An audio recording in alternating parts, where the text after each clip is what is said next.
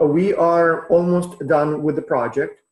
We have completed the theory phase in January, February. Then we went through a couple of months of the practical phase. Now that is over as well. And now we have a couple or 3-4 more weeks left for the reflection phase. And here is what's going to happen at this stage. So first and foremost, we would expect you to write a reflection paper. And there are 2 reasons for writing the paper, and then I'll talk about how to write it and answer your questions. So reason number 1 is that by reflecting on your experiences, by writing about them, you learn. So many studies have looked at how people learn through experience when people participate in some exercises or activities. And so all of the models say, or studies show, that unless at the end you have an active reflection phase where you consciously and deliberately think about your experience and about what you have learned, so unless you have that phase, you will not learn much from your practical experience. So yes, I'm sure as you were working with your teams, as you were trying to solve the challenges for your clients, obviously you not only gained experience, but you also learned something. But again, by looking back at it, by trying to think about how things went, what could have been done differently, what you learned in the process, what advice you would give to yourself or to other participants, members of global virtual teams in the future. So when you think about it, when you write it down, it definitely allows you to sort of solidify your knowledge and your understandings and skills. So it's a very, very important step. 2, one of the reasons we would like you to participate in a project like this is to build up your sort of resume, your portfolio.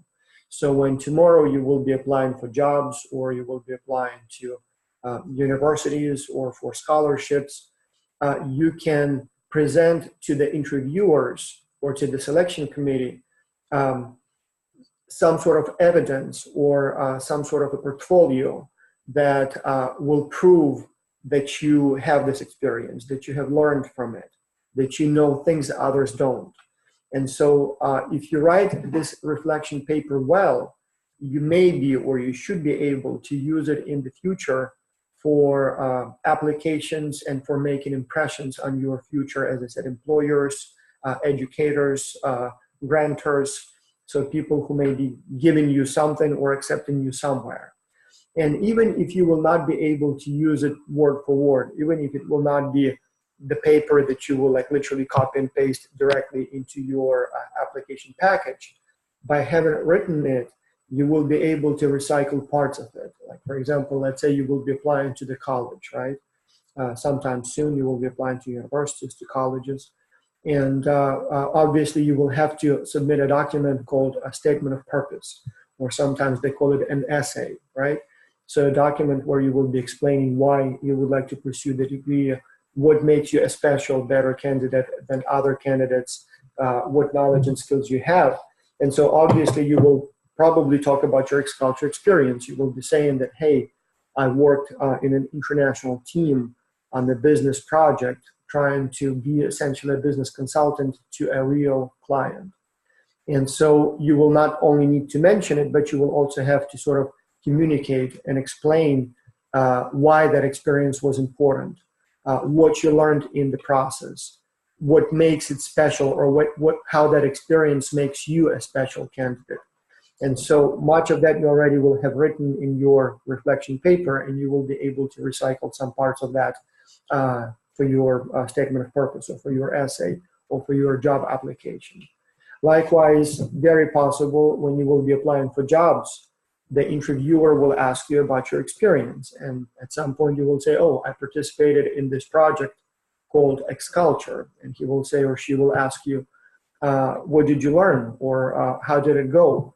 And again, here it's very important that you will not only say, oh, it was good, or you will not only say, oh, it was great, but rather explain what was good, or what was great, or maybe what was bad, and what you learned in the process. So you want to show that you not only passively went through the experience and did what you were told to do, but rather that you evaluated your situation regularly, and you learned from it, and you faced some challenges. And when you did, this is how you reacted to them. And looking back, this is how you would react if you saw those challenges again, if you encountered those challenges again.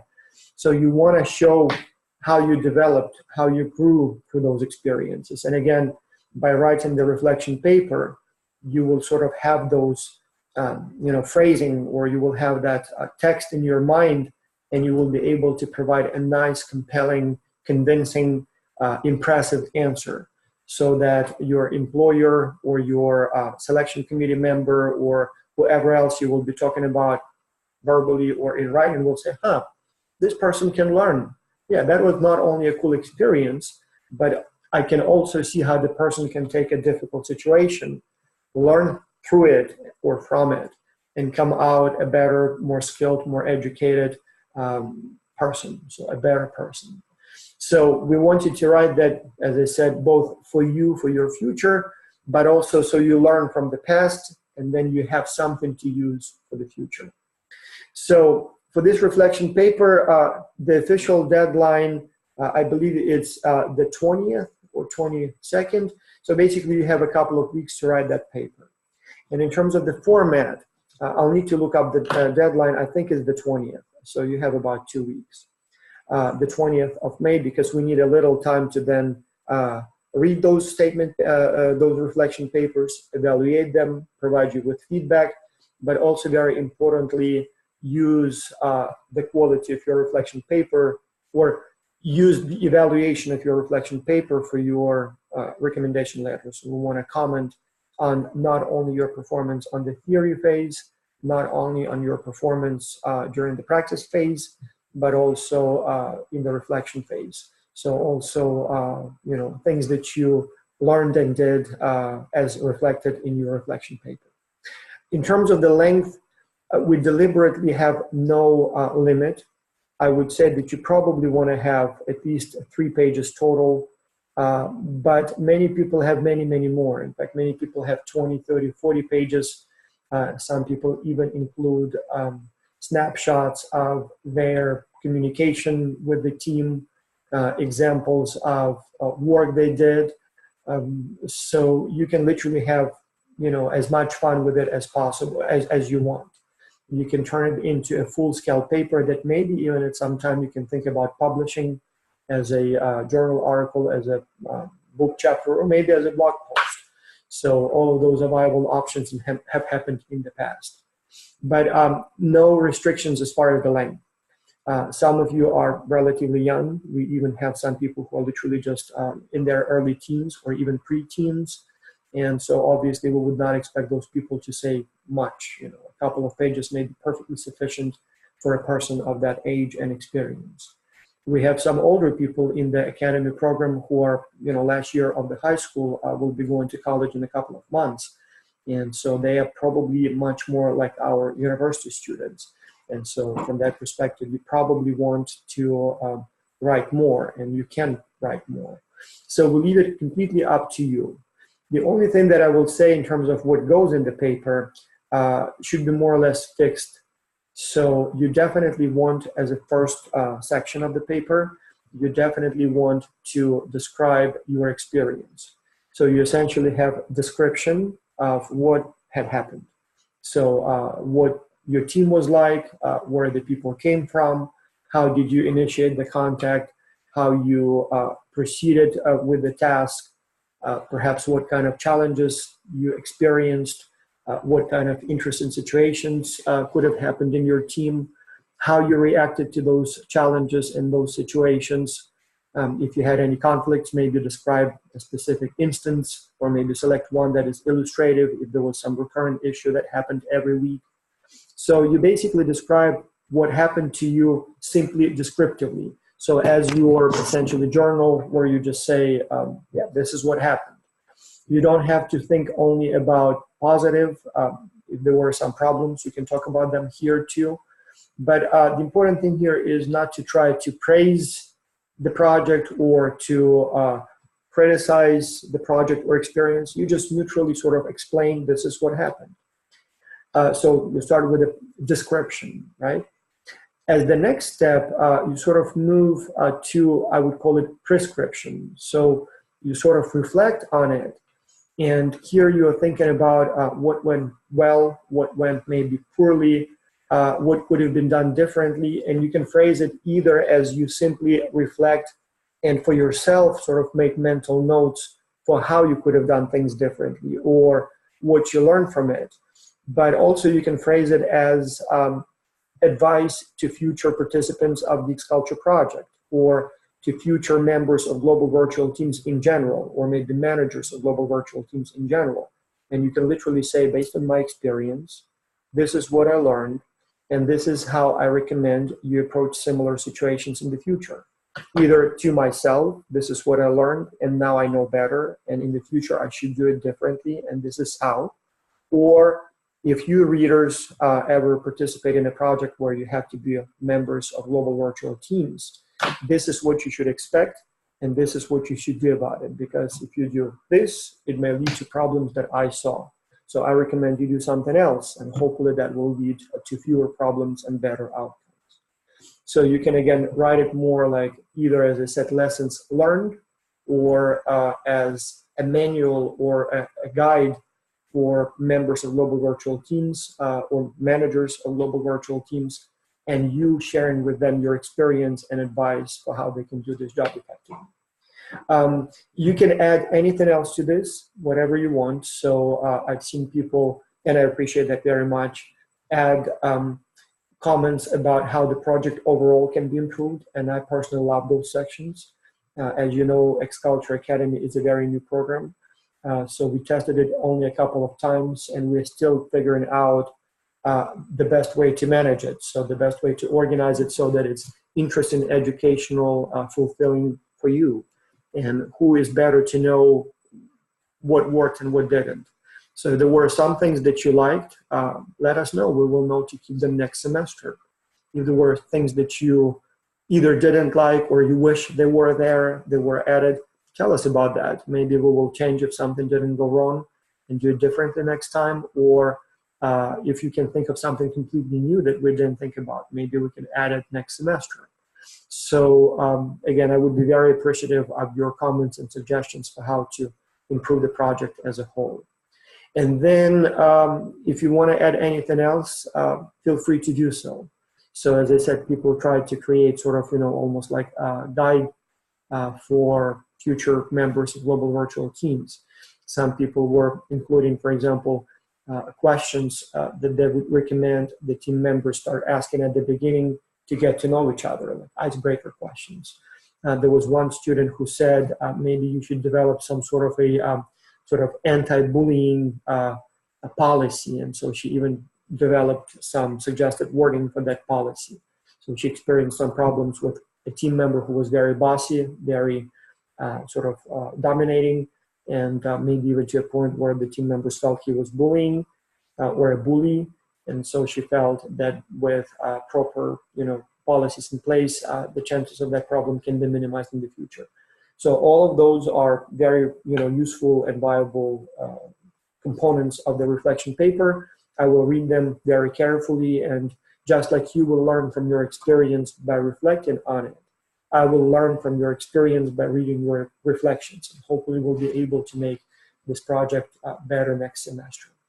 So that's the reflection paper. If you have any questions, please ask them now, and then we will move on to the next things that we need to do to wrap up the semester. Yes, Emily, I see your hand. Let me add you to the panel. Anyone, if you want to ask questions, just raise your hand or type your questions in the comments. Yes, what's up, Emily? So what's your question? Yeah, go ahead. Oh, one more time, yeah. I had a question. Do you think for kids like my age, must we write like 3 or 4 pages? Emily, I deliberately, or I sort of, not only, it's not that I refuse to give you a page limit, but I believe this is a very wrong question to sort of ask. As I said, we don't care about how many pages you have. I don't even know why in school they sometimes say that your work must be no less than so many pages. To me, it's important that you start with the topics or things that you want to discuss, with the content, and just start doing it, and don't worry how many pages you will have in the end. If you will manage to put all on one page, or if you have some things you want to discuss, you discuss them and it turned out to be one page and you don't really think about or don't really know what else needs to be added, leave it at that. I would much rather see a short, concise, focused one-page reflection paper than read 10 pages that are completely noise just because you needed to fill those pages. Likewise, as you start writing things and as you start looking at those individual questions, answering them and writing, and if in the end you end up with more than originally was suggested, if you end up with 10 or 20 or 30 pages, no problem with that either. Likewise, if you would like to add some graphics, maybe that takes some space, as I said, perhaps you want to add some, I don't know, snapshots or slides from your presentation, or maybe communication with your teams, or maybe there were some confusing surveys that you didn't know what they mean or what to do with them. Maybe you take a snapshot of that. So that will fill up pages pretty quickly because you add one picture and that's like basically the whole page. So if you end up with more pages, no problem at all. The only thing that I would say is that if in doubt, I would go for less.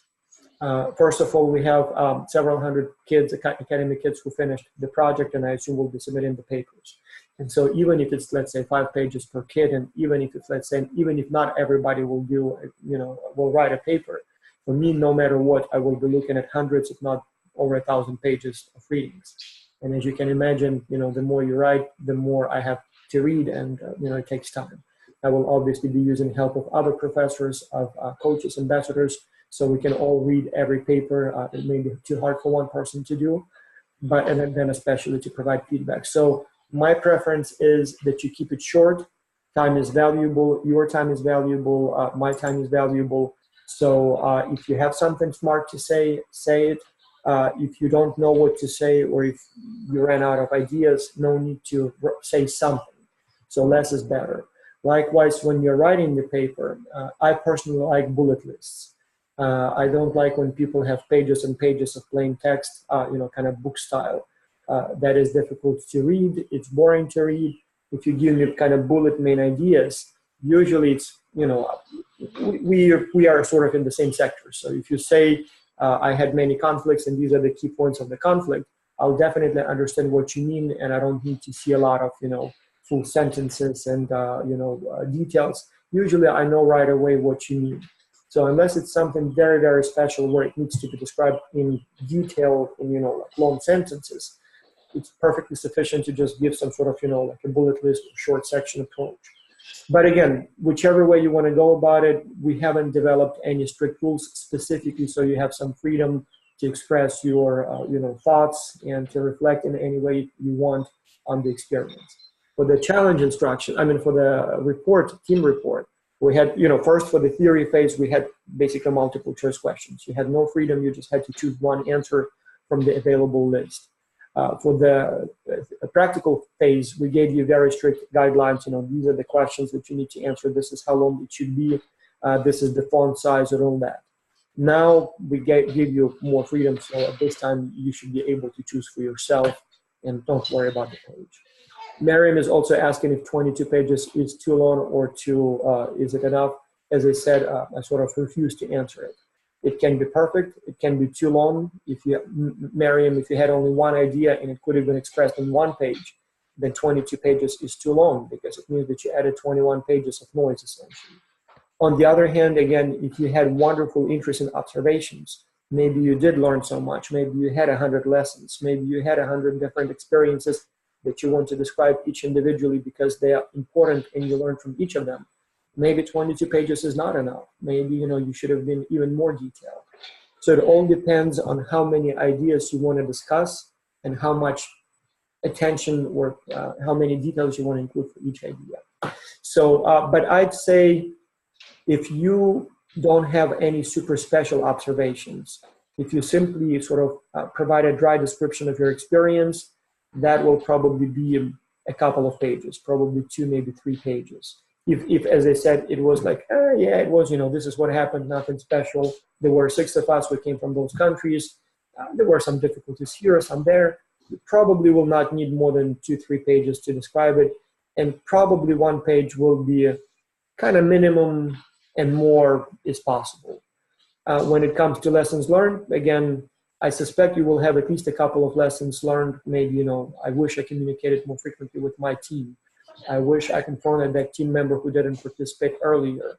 I wish we developed or divided up the workload differently. So each of those can take, I don't know, maybe a couple of paragraphs explaining, what was the learning experience and what you would do differently. So depending on how many of those you have, you probably will have another couple to 3 pages in that section. But then again, it can be much more if you add, as I said, examples of conversations, or maybe some examples of your work, or maybe some examples of the confusing or challenging things you saw, snapshot. So it can easily be much more.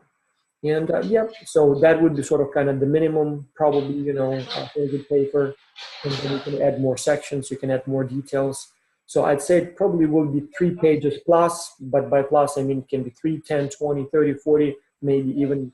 I wouldn't want to see anything longer unless it's really, really insightful, but that's where we stand with the page limit.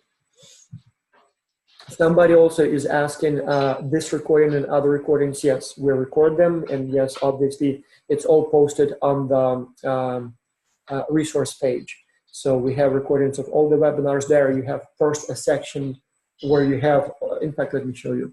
You have first a section where you have the general webinars like this one. So let me see if I can find it right away. So guest speakers, when we had them, and then towards the end you had a lot of questions, so we focused on that. But yes, here you have webinar recordings, and then you also have the webinar recordings with the companies. So for each of them, when we had a webinar, you have the recording. Some of them we had multiple webinars, so you have multiple recordings here. And so this one, once it's done, I will add it to this first section. I think I deliberately didn't upload some of them because we had a few where they were a little too generic, probably nothing important. But I think we pretty much added all of them, or at least all of them that had a lot of questions and things that people need to know, rather than just simply conversations with people. I think we had 1 or 2 where it was primarily we were getting to know each other, and so I think I didn't post those. But anything that had some sort of instructions or guest speakers, it's all here. All right, any other questions about the paper? Okay, so Emily, well, you can stay here, just maybe mute your microphone. I'll switch to speaker view. And so next thing that will happen is presentations. Again, we will have to see if we're gonna do it in one big presentation or conference or several small ones. We want every team to present your work. And again, the reason for that is, on the one hand, we want to see you present. We want you to, want to see your presentation. Obviously, we have your reports, but also it would be nice to hear from you what you propose your company to do. But also, it's a wonderful, important skill. So you will be presenting a lot in your life. Once you are in college, once you have a job, presenting will be a major component of your student life or employee life or company manager life. And presentations, you will be talking a lot to people. And so coming up with the idea is only a small part of success. Then you have to sort of sell that idea. You have to either convince your coworkers of your idea or your employer or your professor, or maybe your employees if you manage a company. And so presentation skills are very important. You should be able to not only clearly present your ideas, but also in a way that people are convinced and maybe even compelled to act, so that your client not only says, oh, that was interesting, but the client feels, oh, I should do that. And so we will have those presentations. So again, one, we want to see how you do as a presenter. So for evaluation, most importantly for your experience, so that even if your presentation will not be perfect this time, it's experience. It's an experience that you will learn from, and next time you have to present, you will be better prepared. Each time you do a presentation, each time you do a public, speech, you become better. So you become less nervous. You know better what to expect, how to prepare, how to keep track of time, how to express yourself, how to design the slides, so that in the future you can do it better. Likewise, as I said, this presentation may be useful for some future purposes. Maybe somebody will ask you to show your portfolio, the collection of your achievements, and you can add those slides there. You will say, and among other things that I have done in my life, I completed this project with my international team, and here are the slides so you can take a look. And again, if they look nice, even if they don't, again, it's something that will make a good impression on the potential employer or selection committee member, because how many kids of your age have done presentations, especially in a virtual format with people from all around the world for a real client on a real life challenge? Not many. And so you want to be able to communicate that or to signal that to your employers, recruiters. But if you just say a couple of words and say, I did it, that's one thing. But if you actually prepare, either attach a link to the recording of your presentation, or have the slides in the portfolio, or both, or if asked to elaborate on what you did, you actually know how to talk about it, obviously that will have a much better, much more positive effect. And so we want you to have that experience and know how to do it. So in terms of the presentation format, as I said, the challenge is that we have a lot of teams. And even if we give you, let's say, only 10 minutes to present and 5 minutes for questions and answers, that's only 4 teams per hour. So if we have, let's say, for example, we have a total of, I believe, 40 or 50 teams, kids teams that completed the project. Some did better, some did worse, but I mean, multiply that by 15 minutes. So we're looking right here at basically 2 days of nonstop presentation. And so we're trying to see how we're going to do it. If it's going to be a series of live sessions, maybe some managed by me, maybe some managed by other professors, or maybe coaches, so that everybody has a chance to present, get questions, answers. Or alternatively, and that's probably what we'll have to do because all of a sudden the group is so much bigger, what we'll do is we will ask you to pre-record your presentations. So basically get as a team together, use either Zoom or YouTube Live or Google Hangouts, do the presentation just like we're talking now, and get the recording, and then upload it to either YouTube or Dropbox, keep it private perhaps, and send us a link. And then we will review those presentations together. I will, as I said, several professors will be helping me. So at some point, people will sit down and review them when they have a minute, and then maybe select the best, 5, and then ask those teams to do kind of live presentations to the entire group. Likewise, we're talking now to the clients to see how many of them can attend those presentations. Ideally, obviously, we want the teams to present to their client, but same challenge here. So there were about 50 teams.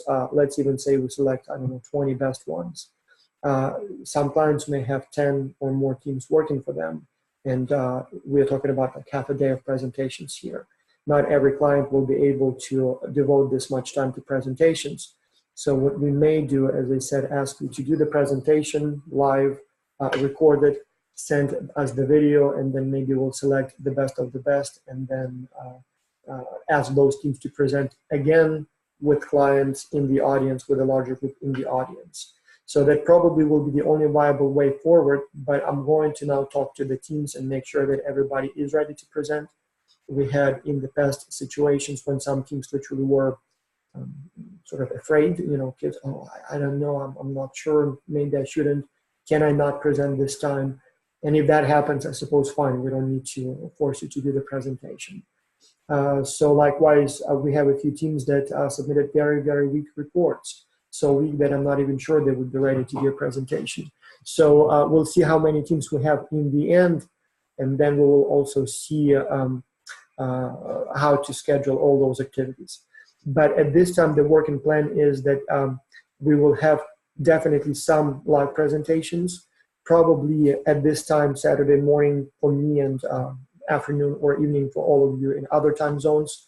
And it will be the same time as our usual presentation. The only question here is if we will try to go for like half a day for a long time, non-stop presentations live with audience and questions, or alternatively, it will be pre-recorded presentations in the next couple of weeks, a few days for us to review them, maybe select a couple of finalists who will do live presentations for everyone and for the clients, and then go with that.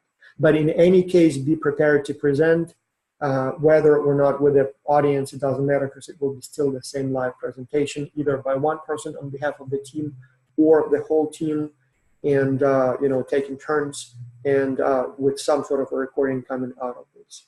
I will share with you, I will send you the links of the last semester's presentations. The kids did a great job.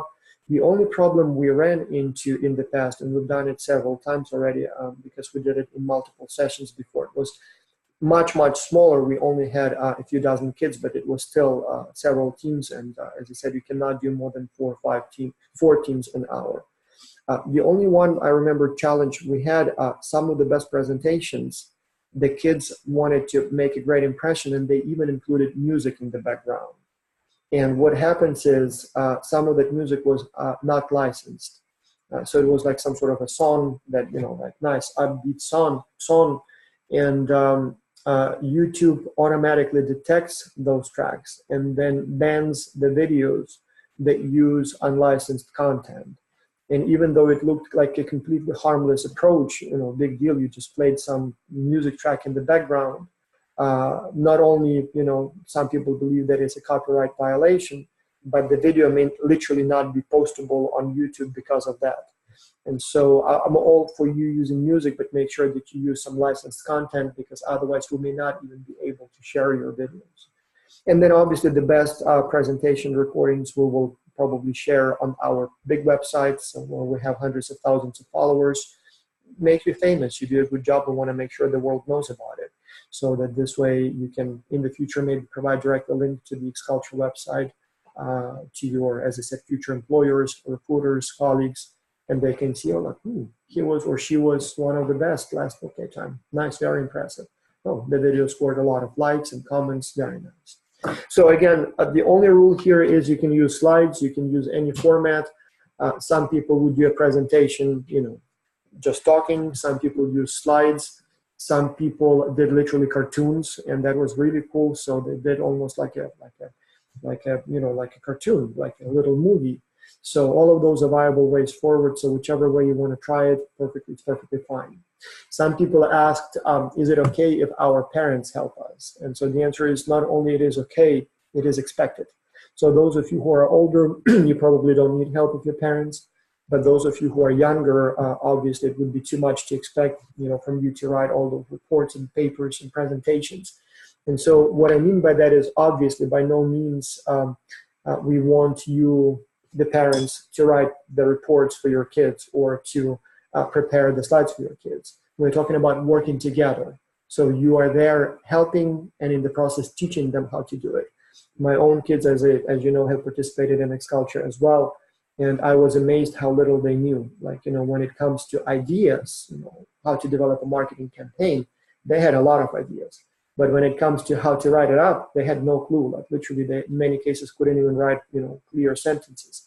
So we would literally sit down and I would try to guide them, not write it for them, but guide them and explain to them, explain why this is not good, why it should be longer, why it should be shorter, why it should be different, why the slide should look a little different, this way, this format, so that they learn in the process, and they actually did. So now I know that if they had to prepare a presentation, they would know much better how to do it.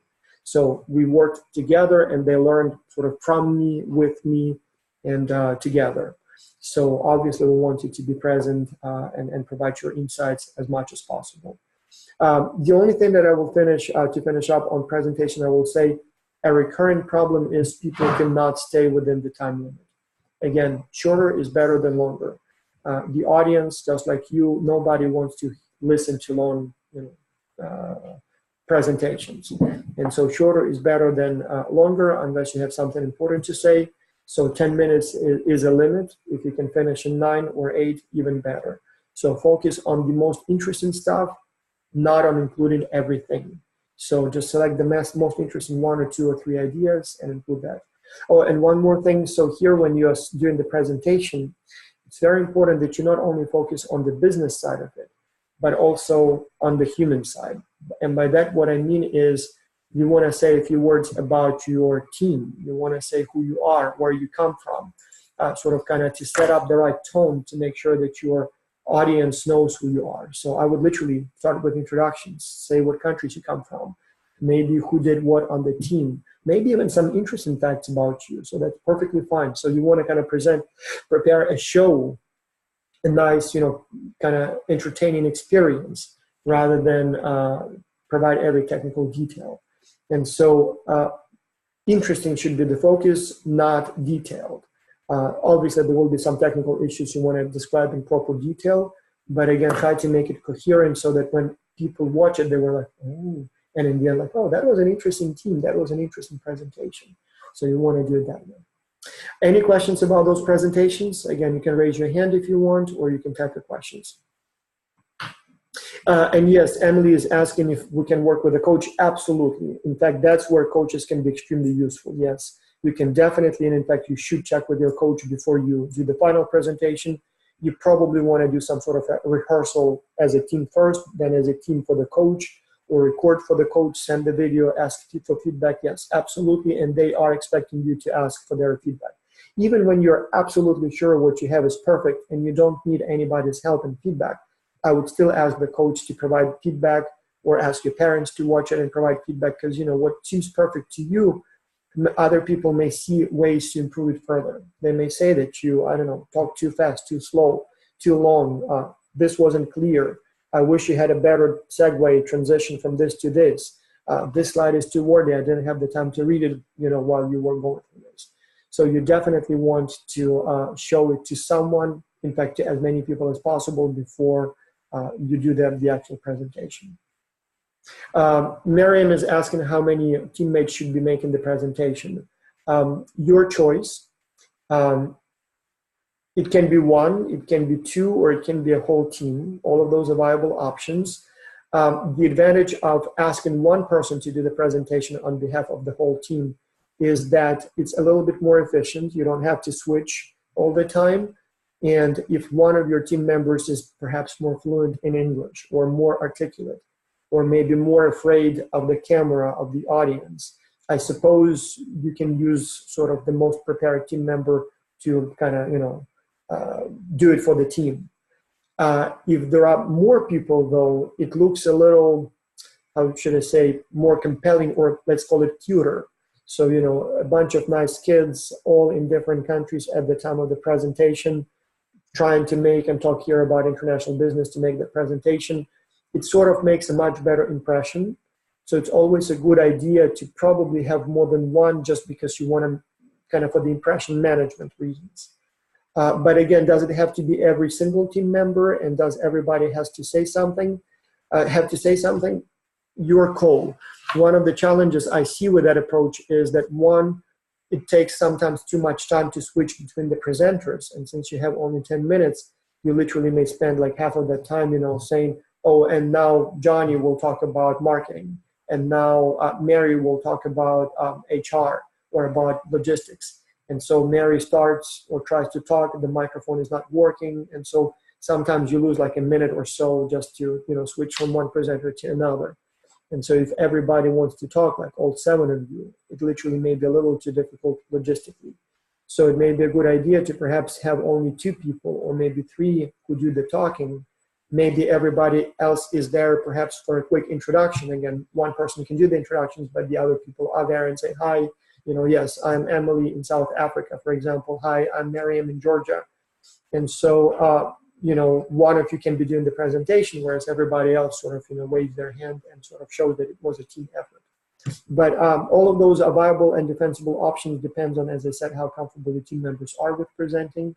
If everybody is very articulate and comfortable and wants to have that experience, maybe it's worthwhile switching between all of you or among all of you, and everybody says something. If there are 2-3 people who are more prepared, maybe those 2-3 should do the presentation.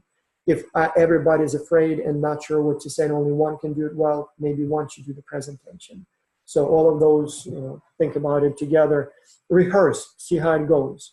Also be ready for the fact that, as I said, if multiple people talk, there will be at least one who will not show up. the power outage, internet was disconnected, computer didn't power up, forgot the time, got the zones wrong. So if all 7 are expected to talk and have to be there at the same time, I bet something will go wrong for at least 1 or 2 people. So be prepared for that as well. So it may be almost more efficient just to have fewer people just to make sure that it works. All right, anything else on the presentations? Okay, finally, when we are done with that, as I said, one thing that will happen right around the last day of the month, like May 31st, you will receive your certificates. You will receive your recommendation letters. I think I have a copy of the certificate here. So the certificate will look something like this. That's from the last semester. I have a few left.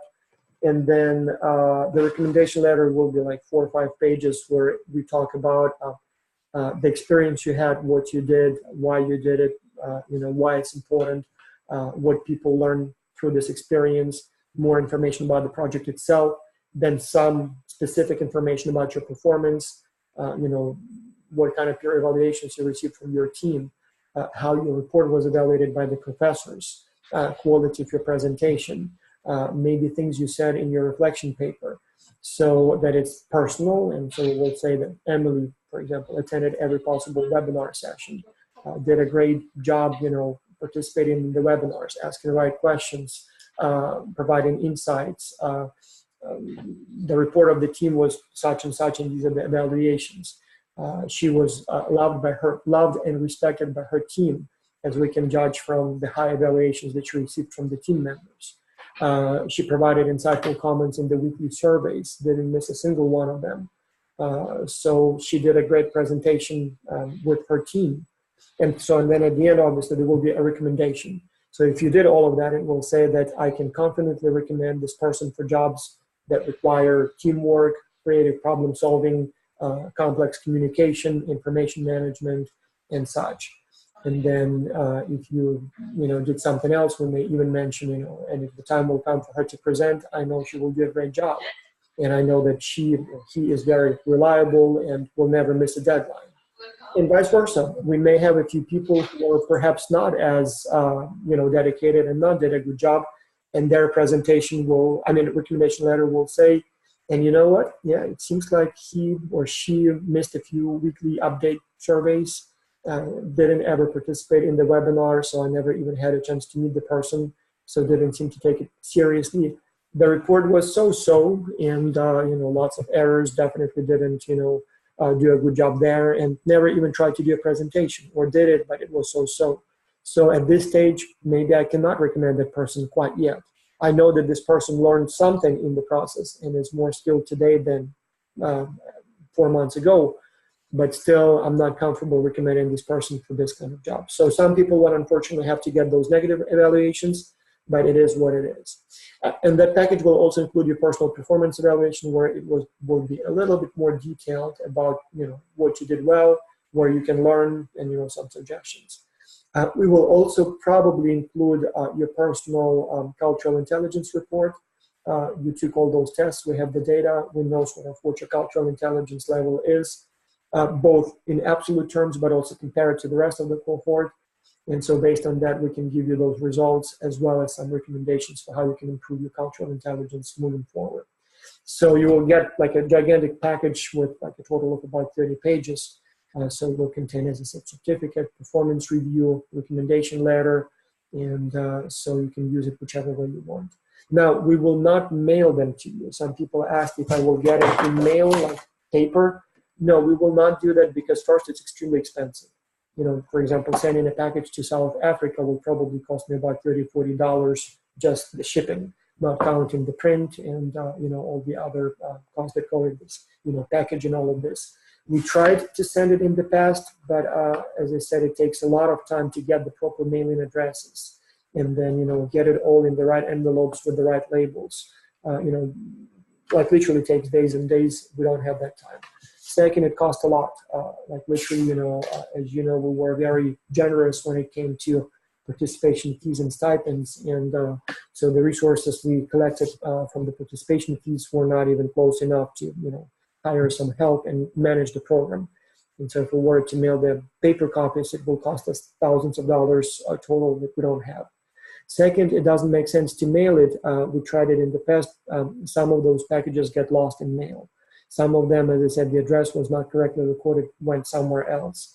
And it takes time, it takes money, and then in the end, as I said, sometimes it comes to you completely wrinkled, traveling across the world.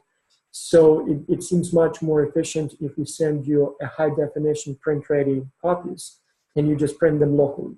I recommend that you use high quality paper like this one. And usually what I would do is I would go to a local print shop. Here in the United States, glossy high density paper, this costs like 6 cents or 7 cents if I order a package. And your recommendation letters, I guess you can print that on a regular printer. So no matter what, you probably will not pay more than $1 for the print if you go to a local print shop. They will do it on very high quality printer and paper, and you will have it very, very nicely printed. Right there, the first day when you get the PDF, you just go and print it. And so you get it right away. It's not wrinkled. It's on the quality of the paper that you want. You can make as many copies as you want if you need to apply to multiple schools. So saves us time and money, and for you, it's much more reliable. So in the past, as I said, we were offering an option where people pay extra. I think it was like $30, and we still mail it. But as I said, it makes no sense. I mean, the $30 that you pay may cover the expenses, but it takes literally like half a day for me, to find the name, to, order the print, to get the address, to package it all, to bring it back to the post office, to mail it. My assistants are way too busy for that, and obviously I don't have the time to do it. And it doesn't solve any problem, absolutely no problem. So as I said, printing it locally at a print shop or a high quality printer on high quality paper works just fine. But you will get all of that, as I said, probably on the 31st of May. And right after that, we will also announce the winners. So there will be some students, some teams that will be the winners of this round, some university student teams, and then obviously separate kids teams. And so if you win, you will get a separate winner certificate and a separate recommendation letter that talks on your outstanding job. So that will happen, as I said, end of May, possibly early June, depending on how fast we will be able to process everything to select the winners. And sometimes it takes time. So, yeah, and that pretty much will conclude the project. So that will be it. Some of you I know are going to Canada, so I'll see you in a few weeks in Calgary. Can't wait to meet you in person. So that's great. But those who are not going to Canada, that will be basically the end of this round. I hope you will still stay in touch, and maybe we'll collaborate in some other forms in the future semesters. Likewise, if you did a good job, we will continue inviting you to apply to the future events. Again, each time we have a limit on how many people we can invite, so not everyone will be selected every time. But as long as you did a good job, you will be in that kind of finalist group that is allowed to apply. And then as long as you're in that small group, your chances of being selected will actually be quite high. So if you can't attend this symposium, very, very likely we will, as long as you're interested, we will be able to see you at one of the future events.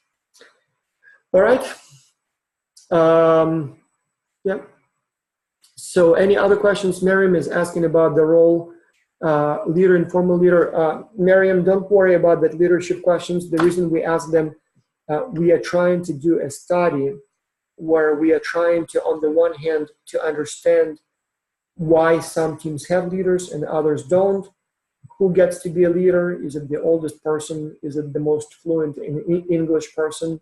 Is it someone who comes from, I don't know, the richest country? Who knows what people look at? A man, a woman. And so we wanted to know that for the research purposes, so that, if people or teams that have team leaders do better, maybe we should make it mandatory starting next semester to elect a leader. At this time, as you know, you have a choice, but if the research shows that it's better for teams to have leaders, maybe we will have that as part of the requirement. So you have to select a leader within the first whatever weeks. And vice versa, maybe when the team has a leader, maybe it actually hurts. Maybe the leader, distracts the team too much or doesn't provide enough freedom. So maybe in the future, we will recommend not to have a leader. Although if your team consistently tells us that you were the person who did most of the coordination, we will mention that in the recommendation letter. So we will say, and Miriam, for example, the team said that she was one of the team leader, did most of the leadership and coordination in the team. So I suppose that's something, you know, that we want to mention in the recommendation letter. But again, it's not something that is really part of the evaluation. Somebody can be not a leader and still be, you know, a great team member, do a good job, get high peer evaluations, and vice versa. Somebody can be elected a leader, but the team is not happy with that leader. So in that case, I guess it's a negative thing. So, but those questions were primarily so that we can understand why some teams and some kids do better than others, so that we know how to manage these teams better in the future. So that was more for research purposes, so we understand rather than evaluate. All right. Okay. Well, thank you so much. And Emily, you have another question? I do have a question, Yep. actually. Go ahead. When we present it, can we do slideshows? Yes, you can, and in fact, that's what most teams do. Absolutely. It probably is, you know, I know some people don't like, you know, slides. They find them boring, but I think that's the best way to go. If you talk without the slides, you know, the words are not as informative as words plus pictures, or at least some text on the screen. And vice versa, it may be not a bad idea to do some sort of, as I said, cartoon, as some teams did, but it's hard. It's, you know, it's not something that everybody can do. Like, I know I wouldn't be able to do a good job. So slides seems to be an efficient way to improve your presentation. So yes, you can definitely use slides. You can share screens, no matter what program you use, and you can show your slides with your pictures in it or without, either way. All right. Okay, well then, yeah, so we will have another meeting next week as you're writing your reflection papers and preparing your presentations. I'll try to invite some coaches, maybe a couple of professors, so maybe they can give you some tips on how to prepare a presentation. And if you have some samples by that time and you want to get some feedback, we will try to have time for that as well. And then probably a week after, we'll have the presentations and experience sharing, and that will leave us just enough time to do the final evaluations and send you the final post-project documentation. So I will be reaching out to you sometime soon, probably today, asking about your availability for presentations, to see how many teams will be presenting, and then to see how many sessions we need to organize, and if it will be you all record your presentations and then we ask maybe a few best teams to present live, or it will be everybody's presenting live if we have enough time for that. All right. Have a nice day then, guys. Bye.